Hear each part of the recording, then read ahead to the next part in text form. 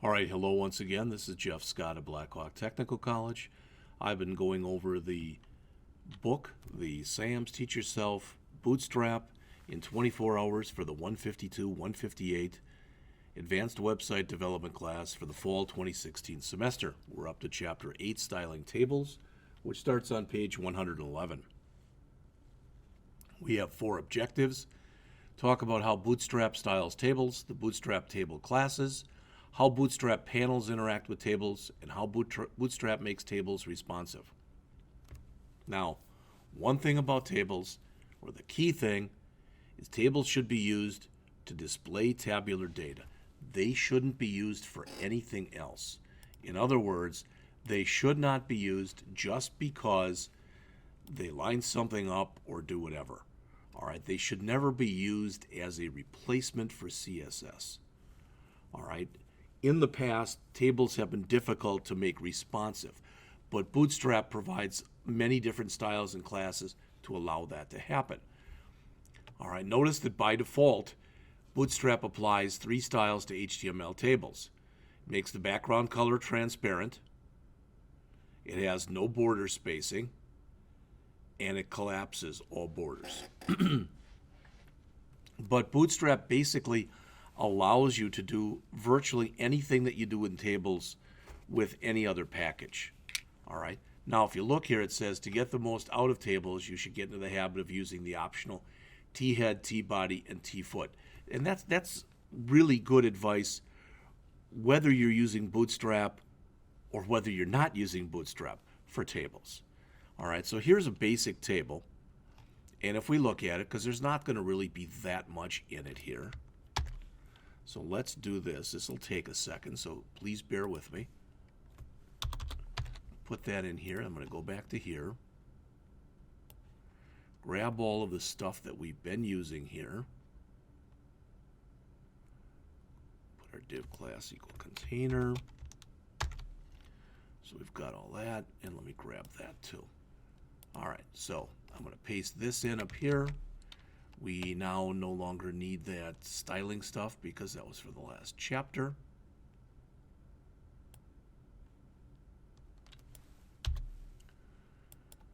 All right, we now have our body stuff, so this isn't going to be formatted the best, but that's okay. And then coming down to the bottom, we'll grab these 3 lines.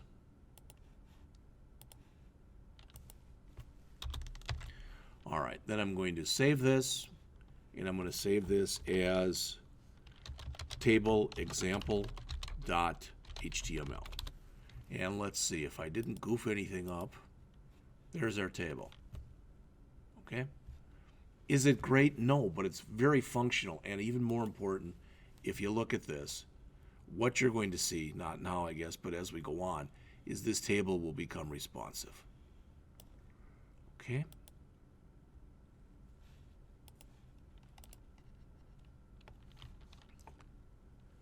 All right, so this is it with the table class, and this is without the table class now. So class equal table. You can see what you get as opposed to not putting it in. There's a big, big difference. All right. The Bootstrap table classes provide you to have stripe tables, border tables, hover tables, condensed tables. You can read those. You can even combine all of them. So in the example that's here, it uses all 4. So in other words, if I come back to my table line for the table that I just created, and I change this line right here, my table, change it to this, which has got a lot of stuff going on here, and save it.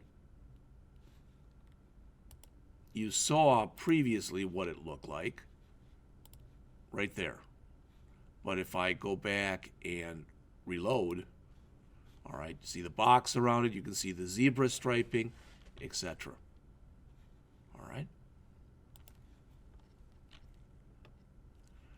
Little caution here, how striped rows don't work in IE8. Okay. Bootstrap 4, to my knowledge, is not going to support IE8. All right. So when we come back to it, or when you get to it, I should say, it will not provide support for it. Zebra stripes we've already looked at. It says the default colors can be bland. So they come in here and notice what they've done. All right, so let's grab that, and then we'll go back and take a look at it. We've got some inline, do we have some? Yeah, we've got a little bit of inline styling. In fact, let's just grab what we've been working with, and let's just add the style tags. All right, kind of like doing it better like this. I don't like putting all this stuff that's in here that they've shown, because it makes it kind of bloated. So now we're back to just table. And back in our head section, we're going to add this, which says what? We want table striping, all right, odd, and we want a background color for it. So again, what you'll see now is not correct. All right, it looks like it's got some of the stuff set up. So what's going on here? So let's go back and see if we can figure it out. Table striping, background color. This shouldn't matter. You really don't need the spaces.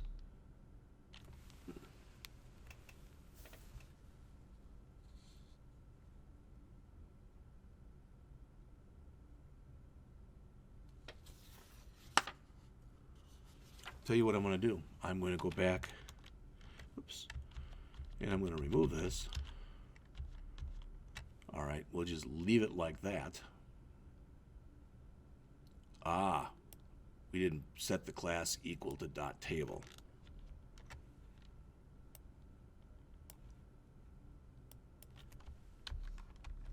I think, at least, that's probably what did it. Let's go back.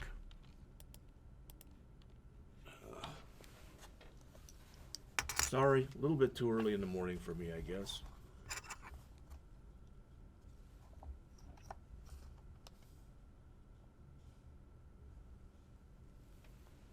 So they want this to say class equal table, table striped.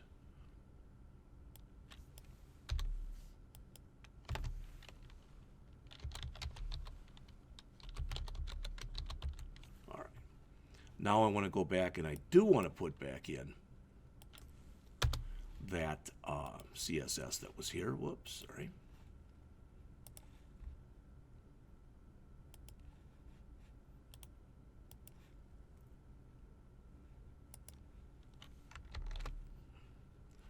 All right, let's save it and let's try it now. There's our colors. Okay, again, how does the purple background work with the white? In this case, I don't think it works bad at all. All right, these are white, the background's white, so you might want to change that. There's a lot of different things, as you all know, that go into this stuff. All right. Okay, as it says, you can use contextual classes on tables, so things like active for the hover color, danger. Some of this stuff may or may not make sense, but it again, since you're showing tabular data, if you wanted to show a trend that was cycling downwards, you might want to show danger. If you wanted to show a trend on a table that was cycling upward, you might want to show success. All right, so as always, it just literally, it depends. You can use panels with tables. So back a couple lectures ago, we talked about panels and wells. So panels, as it says, you can combine those with tables to make a more seamless feature on the page. Any non-bordered table will integrate into a panel. Okay, so it's the whole thing around here. And what's nice about that is you can put a little bit more heading information, because remember, unlike wells, panels can contain heading info. So if we look at this example here,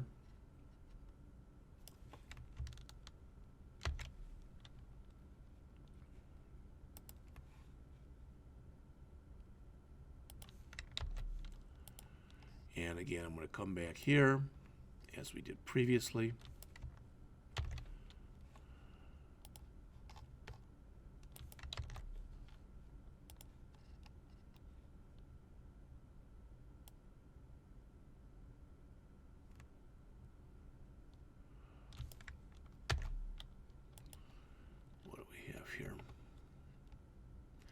got our class equal table, etc. Let's just see if we put an ending body tag and an ending HTML tag here, and we save this as table example 2.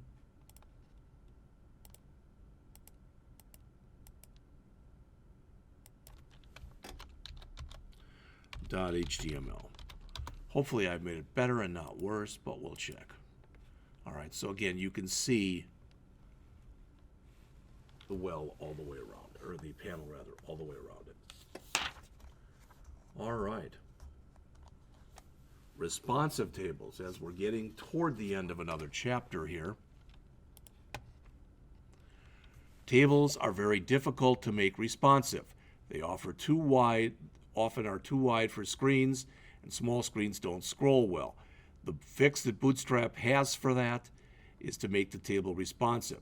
To make a table responsive, you should surround it with another element. All right? So you should put it all inside of a div like this. Now let's take a look at this. This should be a really good one that we can use as an example. Whoops.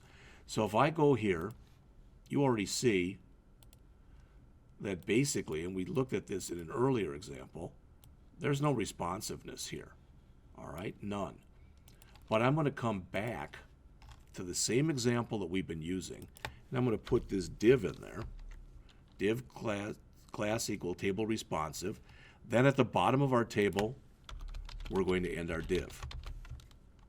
All right, and we're going to run this again. Now, right now it doesn't look any different, but let's see when we start this.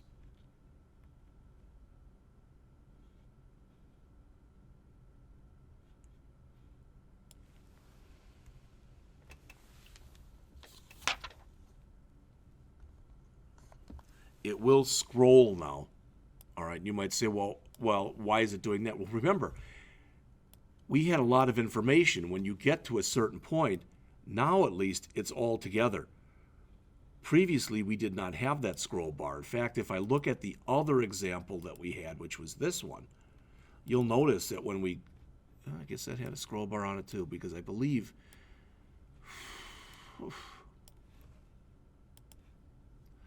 tables are naturally responsive. So I guess the natural question is, why would you put that on there if you don't have to?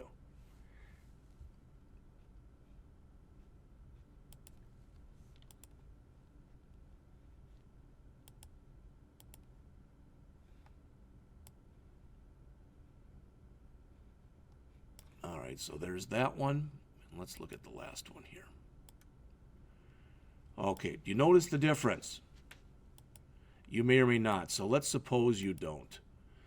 All right, notice when we're way over here, we've got our contact info and our headings. See how they scroll along with it? All right, now notice when we come over to here, there's the learn more about our company, etc. Notice how those main headings do not change. All right, that's a little bit of the responsiveness that we're talking about in here. So with that, we pretty much have come to the end of another chapter. This chapter covered Bootstrap Tables. All right. The Q&A, you mentioned there's other ways to make tables more responsive. What are they? You can hide less critical rows. You can rearrange content. You can resize cells. When you think about it, I always look at it this way. You can make changes to tables just like you'd make changes to spreadsheets. And that's pretty much what they're talking about here. All right. I never use T-body, T-foot, and T-head. Are they absolutely required for Bootstrap tables? The body is required if you want to use any of the classes because they're applied only to the rows of the body. The T-head and T-foot tags are not required, yet most developers will tell you you should use them anyway. As far as the quiz goes, number 1, what happens if you don't use the .table class on your table? The answer is D. The table displays condensed and borderless. Number 2, what does the .table stripe do? The answer is C. It adds colors to every other row to create a zebra stripe table. Number 3, what does the .table bordered class do? A. It adds borders around all cells. Number 4, what does the .table hover class do? The answer is B. It adds a background color to rows when they are moused over. Number 5, what does the dot table condense class do? The answer is B. It cuts the cell padding in half on the table. Number 6, you cannot use the dot table condensed with the dot table striped. False. Number 7, what are table contextual classes in Bootstrap? The answer is C. They're classes that change the background color of table cells. 8, which of these is a contextual class for tables? D, warning. Number 9, how does Bootstrap display tables and panels?